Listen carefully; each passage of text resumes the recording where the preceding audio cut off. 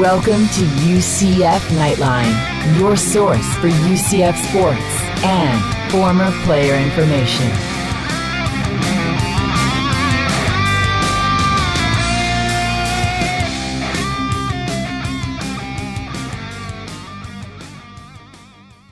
Hello, Night Nation. This is Andrew Phegley coming to you from the 1148 studios. Joining me by phone this week is Trylko. Hello, everyone. Trace is traveling this week. Of course, the holidays coming up at the end of the week. What an exciting time in Night Nation. We've got all kinds of stuff. We've got junior college players that have just signed. We just did our live YouTube special last week, Trace. We're going to be doing another one here soon. We want to thank everybody, of course, for watching that, and we want to thank Kyle Israel and Carson Engel for joining us. I think it went off well. Trace, what did you think? Did you have fun? I did have fun with that, and it was great to talk with Kyle and Carson about the just concluded UCF football season, but so much more importantly, what lies ahead with the new athletic director hire, new head coach hire. Some other coaches have been hired, and the recruiting season is, we're well into it.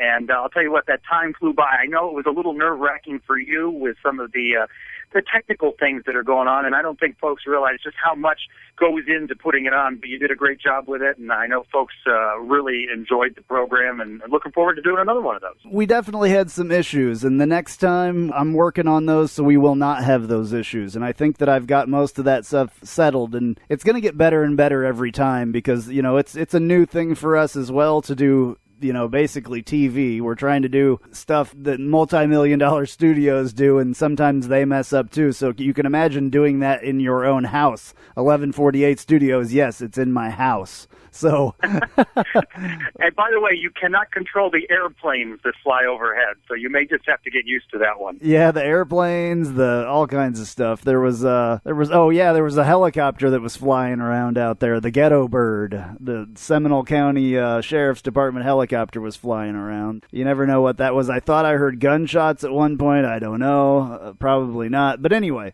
we are going to do. We're going to take another stab at this, huh? Yeah. So not next week. Next week we're not actually going to have a show. I'm going to let everybody just have their holidays. That will be the 27th, which would be Sunday. So I'm not going to put one out. I may come up with something to put out as a replay. I'll have to see if I have anything left over from last season or whatever to do as a replay. Otherwise, there'll be nothing, and y'all will just have to wait. But we're going to take the holiday time off to spend with our families and all that stuff. But coming up on January 17th, we're going to do a live podcast, which is the audio version, and we're going to be taking phone calls. So that will be exciting.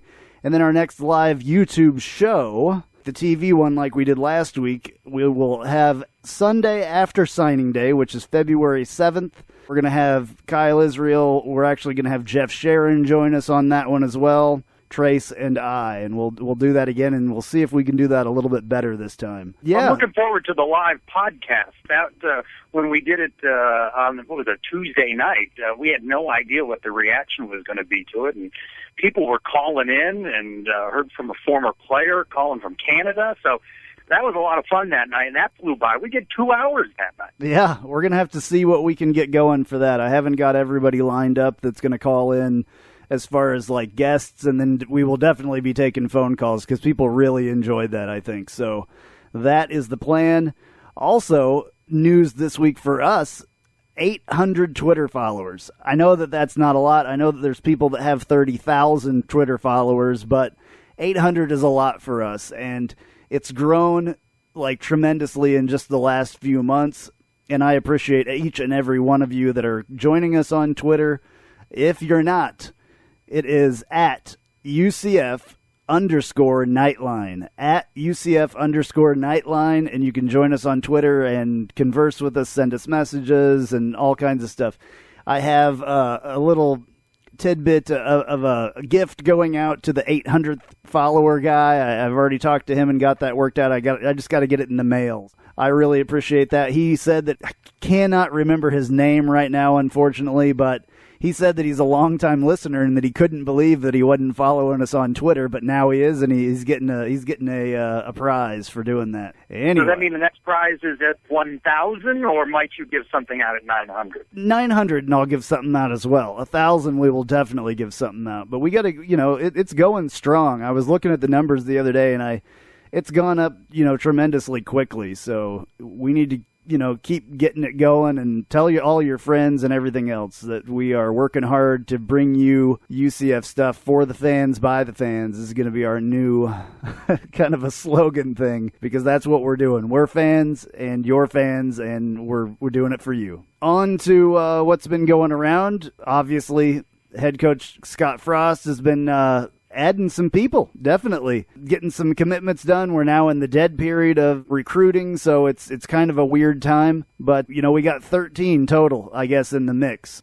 7 more from what we already had here going into it with O'Leary's staff. Trace, you got anything on that? Well, I do know you had an opportunity to speak with one of the junior college transfers, signees, and so we're going to get to hear that interview in just a couple moments from Christian Baird out of Texas. I'd say it's impressive how quickly Scott Frost's hire has generated so much interest in the recruiting world, and he was out there and he moved as quickly as he could. What's funny about that is he hasn't even filled out his coaching staff yet. I mean, and he's had to go back to Oregon and close things down there, and for him, certainly a very busy month of December. But good to see there is renewed interest on the part of these players looking to UCF as a possible destination. Let's just see what more can be done after the dead period ends and all the coaches have been hired and they have another opportunity before signing day. Yeah, I was looking at something on the dead period a little while ago, and I accidentally closed the webpage, of course. I was going to talk about it. I was going to give you the date that I believe it's after National Signing Day that dead period is gone, I believe. It goes into from a dead period to a quiet period. The NCAA has made this pretty difficult. Dead is not totally dead. Teams can still communicate with prospective players, but they can't have on-site visits and stuff like that during the dead period. I know everybody's trying to finish up their school year, their semesters and all that stuff with the holidays, and I'm sure that they do it for that reason or whatever too. There's been a couple of coaching hires. We still haven't got a defensive coordinator, which I find very interesting. It's certainly an important position, and you can tell from the chatter of the fan base that they're really looking to what Scott Frost does at that position. The most recently named head coach he named as a quarterbacks coach, Mario Verduzco. So it only gives them a couple, and no official announcement on who, again, if anyone, from the previous year's coaching staff, though rumored to be Sean Beckton, would be one of the people that would be held over, maybe perhaps the only coach that might be held over, but no official announcement. And I don't know what we will hear during a holiday week, but I'm surprised that we have not heard of the hire of the defensive coordinator yet. Well, yeah, I think Beckton and Fisher are the two that have been out recruiting. I think that those guys will probably be in the mix. I would think that they would have to be if they're still around at this point. Danny White's here, and he's been busy. This week and last week, I think he announced a couple $100,000 donations. Were one of those you? That wasn't you, was it? No. I wish that it was. I wish I could do that, but I can't. I spend way too much. That's a pretty impressive dollar figure, though, don't you think? It is. Dropping $100,000 on the program is pretty impressive. Yeah, those are believers. I mean, those are, if anybody's looking for the people that actually believe in this whole deal and really want to make a difference, those are the people. I mean, everybody's money, obviously, the golden ticket or whatever they call it, the Golden Knights Club, all those that money makes difference, but $100,000 really makes a difference. So it was interesting to see the new athletic director Danny White active on Twitter, using social media to communicate with fans, respond to fans, and at his age, 36 years old, right in the wheelhouse for social media, certainly. So I thought that was interesting to see him get active on his Twitter handle in his first week of the job. I think that's what people need to understand here. This is a new era of everything for UCF. Of course, Dr. Hitt's not going to be on Twitter, I don't believe. Maybe he has a Twitter account, but, George O'Leary was never on Twitter. I know that the former athletic director had a Twitter account, but I didn't really, see too much going on there. I did see somebody today ask Danny White about UCF license plates. They want the sports logo on a license plate, which I think we all want, that have UCF tags instead of the Pegasus. I know the Pegasus is definitely the school's thing, but I think a lot of people want the sports, the stacked sports logo, the UCF. So, and he said that he would be looking into that. It was a great idea, whoever was the person that gave him to that, and retweeted it. I think that's important. He was so tuned in that he would respond, and certainly liking the idea shows that he's making a connection. And I thought what you just said there, that it is still going to take us a while to get used to what emerges as this new direction for athletics and the football program. It's a big regime change, and we still don't know the folks associated with the program, now associated with the program. So I think you hit it. It's going to take some getting used to, and but they are still off to a very positive start in that level of fan engagement. We talked about it recently with Frost at the basketball game and throwing things out to the crowd. Something that we did not see a lot of during the George O'Leary era. Yeah, he definitely seems to love basketball, because you always see him at basketball games. He was at the Oregon basketball game the other night when the Duck tried to make up with him and give him a kiss. Did you see that, by the way? It was on Twitter or YouTube or one of those things. There was a video going around. He was at the basketball game, and the Oregon Duck, which was very upset on his Twitter account when Scott Frost decided to come to UCF.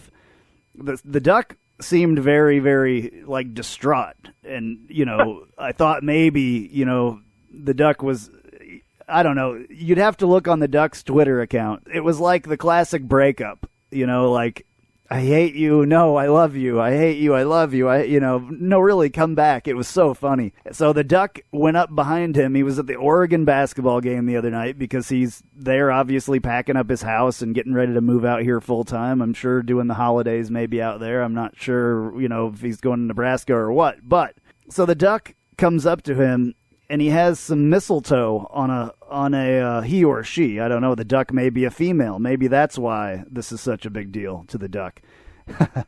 But the Duck had some mistletoe on a fishing rod or something, and he put it over Scott Frost's head and, gave Scott Frost a big kiss, and it was pretty funny. I'm sure that, everybody out there at Oregon is going to miss Scott Frost, but we're lucky to have him as far as I'm concerned. Speaking of coaches, I sent you a message today that a former UCF name, Tyson Summers, who left the program, it doesn't seem like that long ago, is on the move again, leaving his position with Colorado State as defensive coordinator, and he's going to be the new head coach at Georgia Southern. So a former Knight coach in the news this Sunday as we record, for changing jobs and taking over a program. Yeah, that's kind of interesting, but he has some, he's been there before. He was a coach there at one point, I think a defensive back or linebacker coach or something there at one point. So that's kind of interesting that he's doing that. He was only at Colorado State out there for 1 year, I believe, or was it 2 years? No, just one. Yeah. Just one. So that was kind of a short time to be out there. Supposedly he went out there to be with his best buddy that is the coach out there. So that's kind of weird. I don't know what happened. I didn't follow their season, and I don't know where they wound up or anything like that. But when you have the opportunity to become a head coach, certainly that's something that's going to interest him. And, good luck to him. Absolutely, yeah. Georgia Southern. I'm sure that he will be making a jump up from there at some point, too. I think now is when we're going to play this interview with Christian Beard. He seems like a really good guy. I talked to him a little bit earlier. All right, we are joined on the phone with our #1 junior college transfer from this year, just signed the other day on junior college signing day, Christian Beard. He's from Trinity Valley Community College in Texas. Christian, how you doing? I'm doing good. How are you doing? I'm great, man. Welcome, and we're glad to have you as part of Knight Nation. Did you choose UCF, or did UCF choose you? Well, it's a kind of interesting deal. I was really not planning on going that far out of out of Texas, especially to Florida. But, UCF came along. The Coach Held, was actually the head coach at Northeast Oklahoma, a team we had played. So he really knew, the whole JUCO conference that we were in and stuff. So he came around. He told me about it, and I was originally going to visit North Texas, but then he came. They got me up on a visit. They offered me, and I said, I felt like it was a great fit for me. Right on. Did you know anything about UCF before the recruiting contact was made? I had known a little bit about UCF. Like I'm from Waco, so I saw the whole the Tostitos Bowl, and that's kind of when I saw a lot about UCF and when they got real big. So, I've known a little. I knew they were in Orlando, and that was about it. And then I came up and visited and learned all about it and loved it. So, being from Waco, are you a Baylor fan? It's being in this area right here. You have so many teams close by. I'm really growing up. I was a Baylor fan. I was an SMU fan because my dad had played there. That's right. We talked about that on Twitter the other night. We were talking about he played at SMU and I played at Kansas, and those. Yes, sir. Yeah, we've played back and forth. He's a little older than I am though, so. Mm-hmm. But yeah. But it was so you kind of cheered for everybody around that area, but to be honest, I'm just a fan of whoever's recruiting me and whoever wants me, and that's about it. So you could say I'm just a big UCF fan now, I guess. Right on. So what coach recruited you for UCF? Coach Held did. He was the first one that came around and everything, and then Coach Frost got into it, and what I was told, they were just really looking for a guy that would fit this offense and everything. So, they had to make a decision, pretty quick, but they had to, he went all over, they looked at all the JUCO offensive linemen, and, they were letting me know, kind of doing the process of it all. And then, I was just really blessed that, I made the cut. Right on. So why did you choose to go to junior college instead of going to a full-time 4-year school? I signed with Arkansas State at a high school, actually. And then,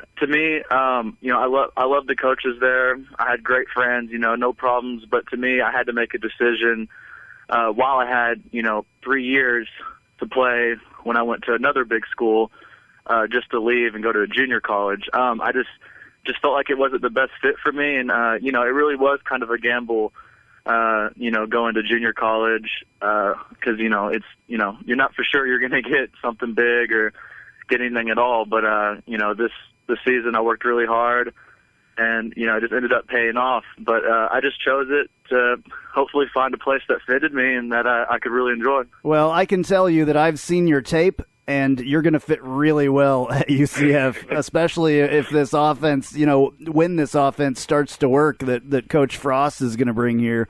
We are very excited to have Coach Frost here, and we're excited to have his players, come here as well. Offensive line has been an area that we struggled with really bad this year.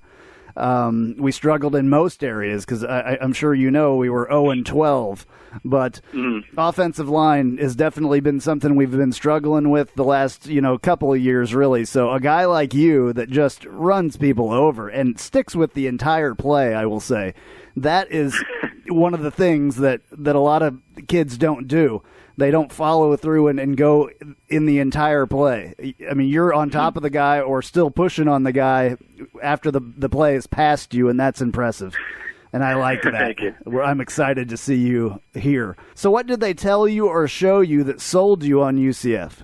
Man, I'm going to say, honestly, the whole experience, everything from, just the campus was beautiful. It was it's unreal, the campus is. I mean, you can't ask for better.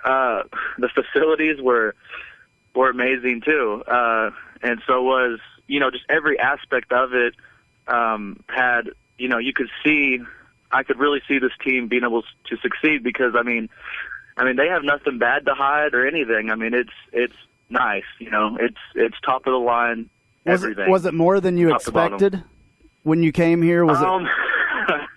Not quite that, Usually you have, like I said, you have a pros and cons list, and you're thinking, okay, comparing it to other schools, that have offered you or whatever. and saying this is what's better, this is what isn't. And, I had nothing bad to say about UCF. Just, I felt great about the coaches, the guys, everything from the facilities to the campus. I could just see myself really being able to be there, being happy, enjoying it, and, succeeding there. Well, you're going to love the weather here, I can tell you that. That's one of the best things that's about Orlando. That's a huge plus. Yeah. Describe your style of play for us. I would say it's fast. It's fast, physical, and just is not giving up. Going to the whistle. Doing everything in your power to do as much as you can between that 3 to 5 seconds the play's going on. I just think that's the most important as a player. I've really grown. You grow into doing that. It's not something that you got to learn how to do it. You got to learn how to have that tenacity when you're playing. So I feel like that's what I bring to the table and everything. And I hope to get better at it. And I feel like here I can really showcase that. All right, what's your greatest football accomplishment so far? Man, accomplishment overall, I think it was going to junior college. Going in there to a team that was ranked. I think we were number 2 in the nation when I came in. They were real set. Had their players and stuff, and I came in there, got me a starting job, and really hit the ground running and learned everything, and fit in. And won some games and had a great time there, and actually succeeded there in just a short time, a semester, having to do, get my associates and everything like that. So I had to take a bunch of hours plus, really focus on football and help that team win games. So I would say that whole season was a big accomplishment because it was tough, and it's junior college. It's not the easiest thing ever. So I felt like the way I never stopped working and, never got down about it. I think that's my biggest accomplishment. I didn't win a ring or anything. We got upset in the playoffs, but I think overall, how we did as a team and, what we all accomplished, I think that's the biggest deal. And I think it really, made me the type of player I am today. Awesome. So how many years of eligibility are you going to have at UCF? 3. 3 years. Okay, cool. So you played 1 year in junior college or 2? Did you have? I played 1. I was just there for a semester. Okay. Yes, sir. What do your teammates say about you? How do they describe you, and what would they say if we were talking to them?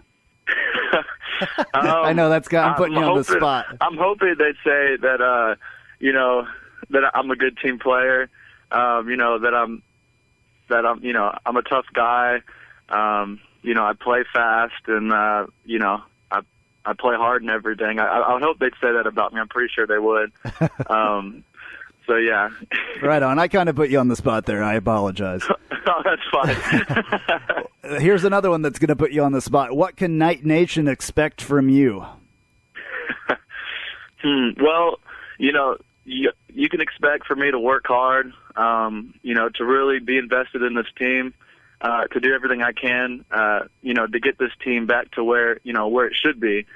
You can expect for me to work hard, do everything I can to help this team get back on top. All right, that sounds good.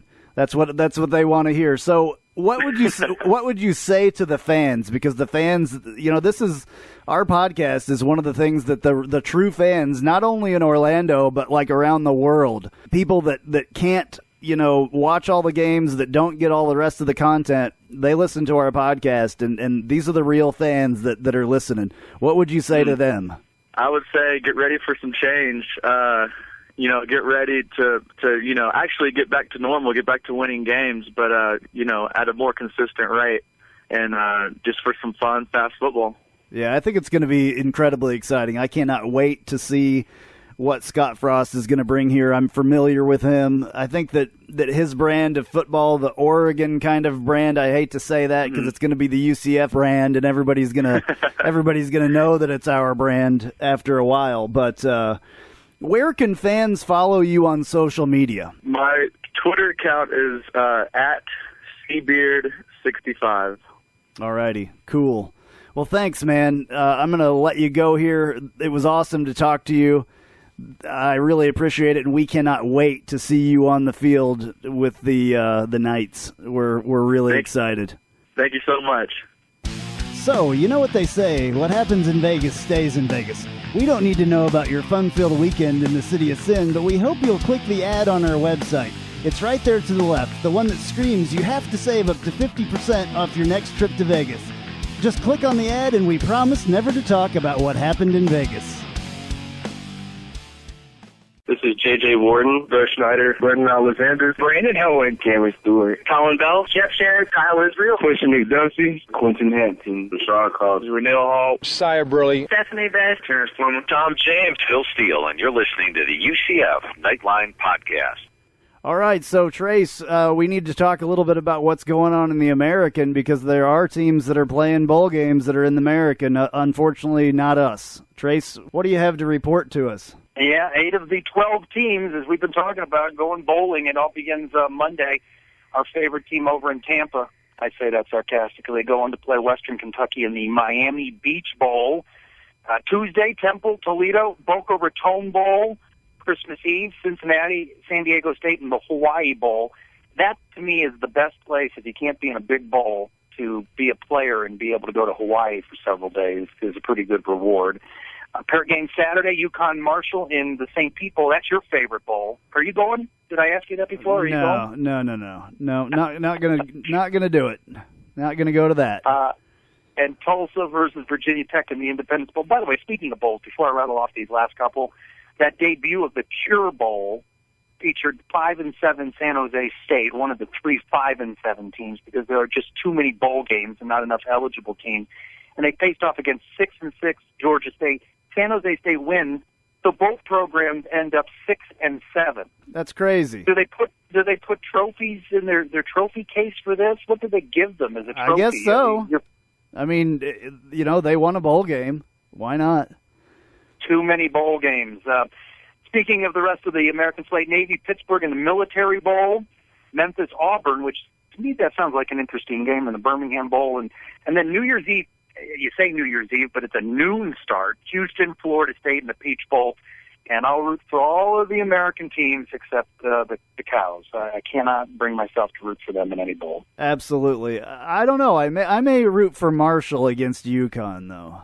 I don't know. I don't like. I don't know. I can't root for anybody in that game. I don't think because I don't really like both of those teams. Speaking of the Hawaii Bowl, I got to go to that one twice actually.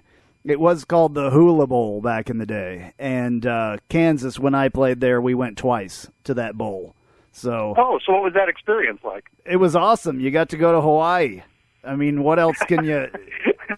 Say no more. We got to go to Hawaii. I think we won one of them, actually. But we got to go to Hawaii, and that was good. And, I'm watching TV here. I'm sorry. We're watching the last of the games going on in the NFL right now, which we're going to talk about here in a little while. But the Pittsburgh Steelers have just beaten the dreaded the Mules, or whatever you want to call them, from Denver there. And I'm very happy for my Chiefs. That will help us out tremendously.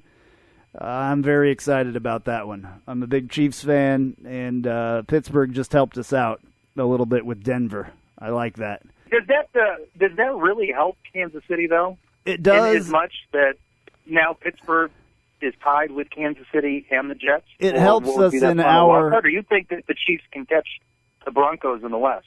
It helps us in our division. The AFC West? The AFC West, yeah. It helps us in there because we would like to be the AFC West champions. We're one game away now from Denver.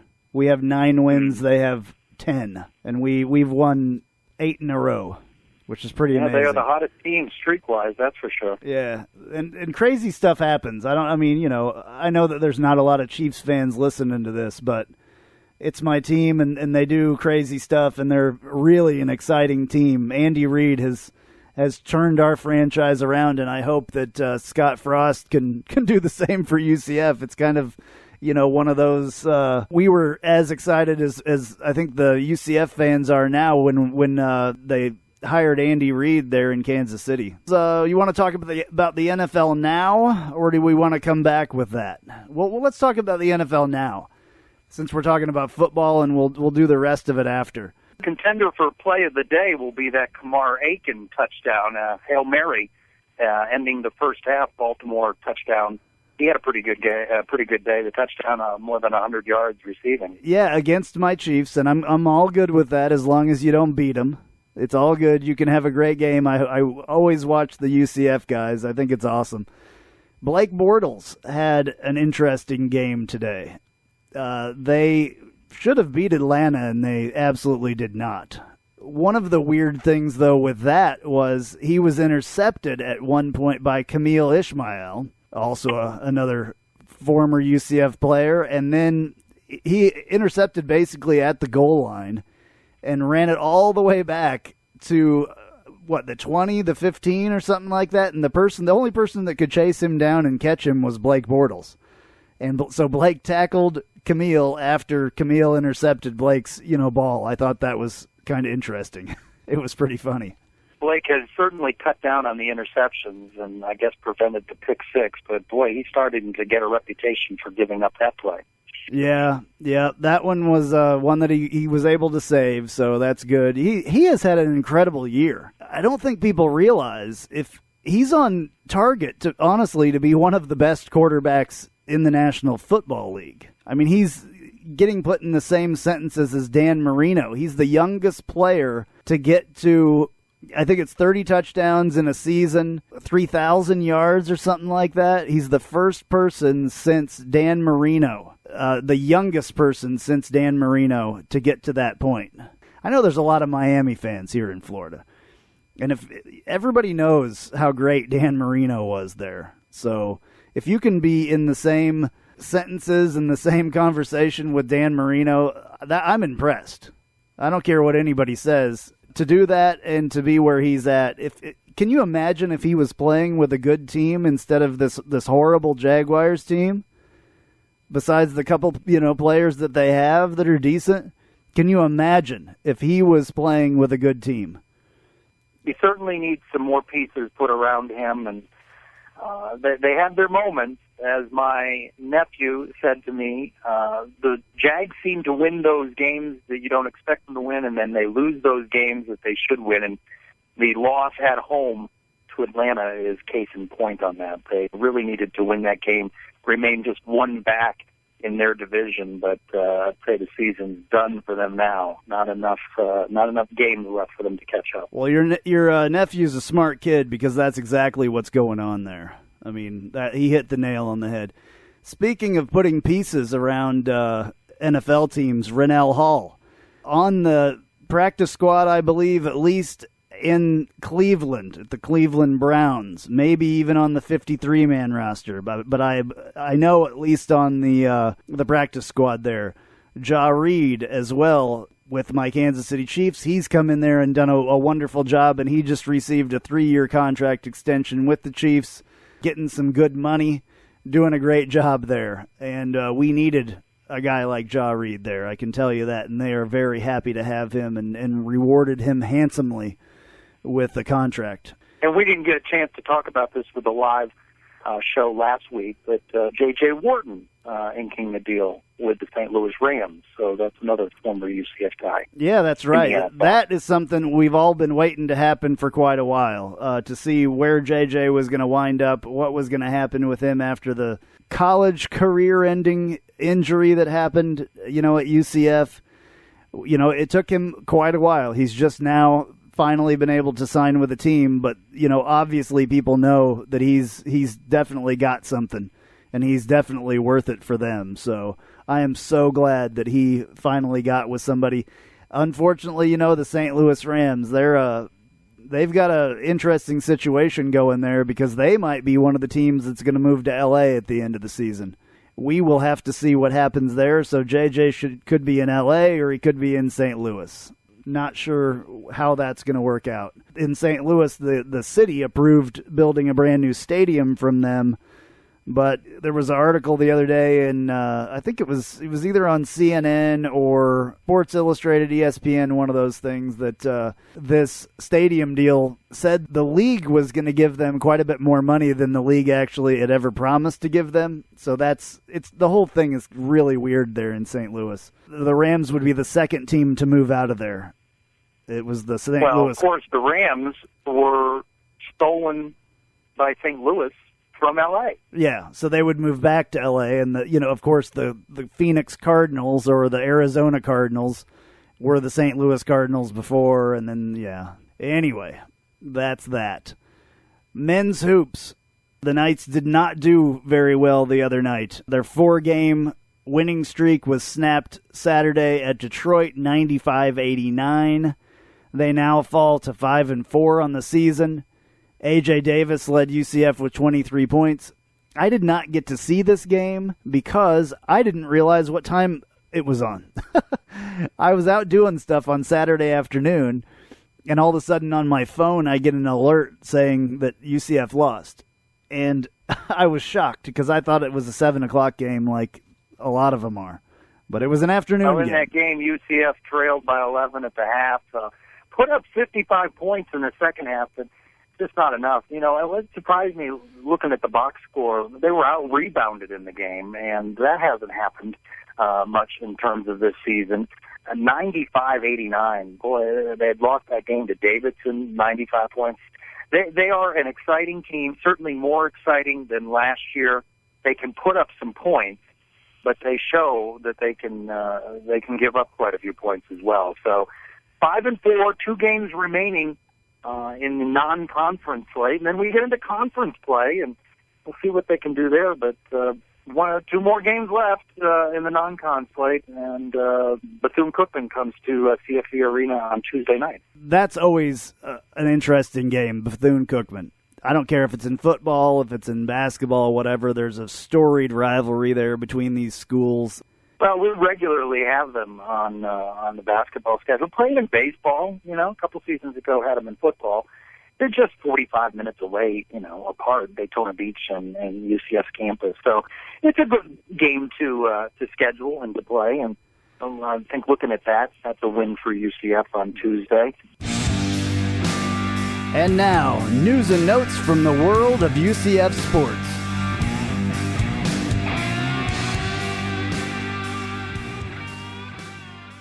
Women's basketball fell to 3-6 with its last game. A 70-42 loss to St. John's. Up next, Oklahoma State comes to town on Tuesday afternoon at 1.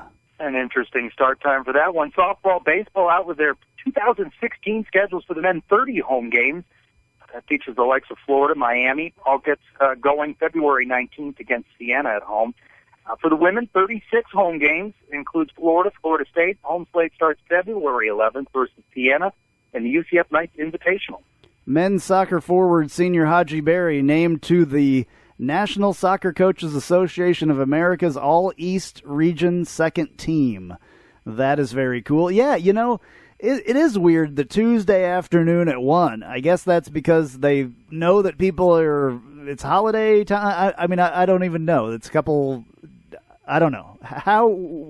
Why do you do that on a Tuesday afternoon at 1? I think it's because it's holiday week. Hey, you know what? You mentioned the honors for the men's soccer player.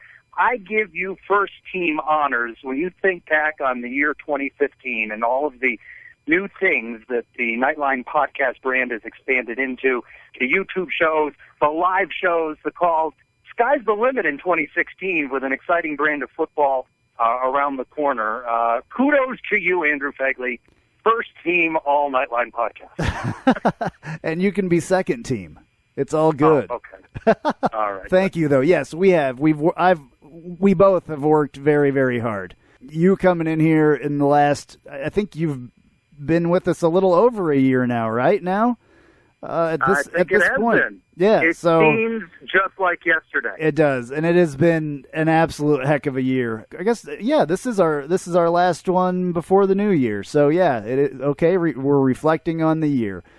It has been an incredible year, absolutely. I thank everybody for listening.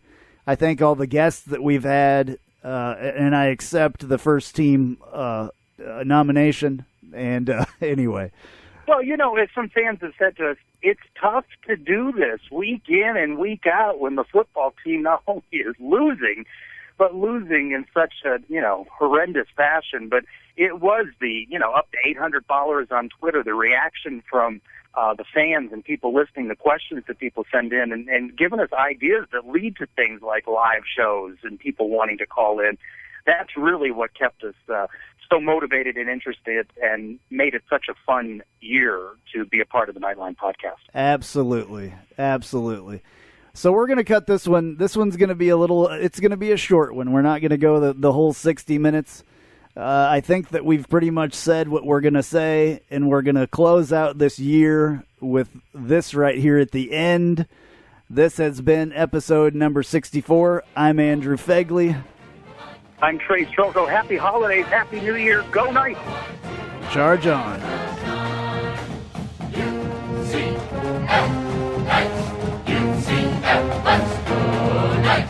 UCF, charge on to the field.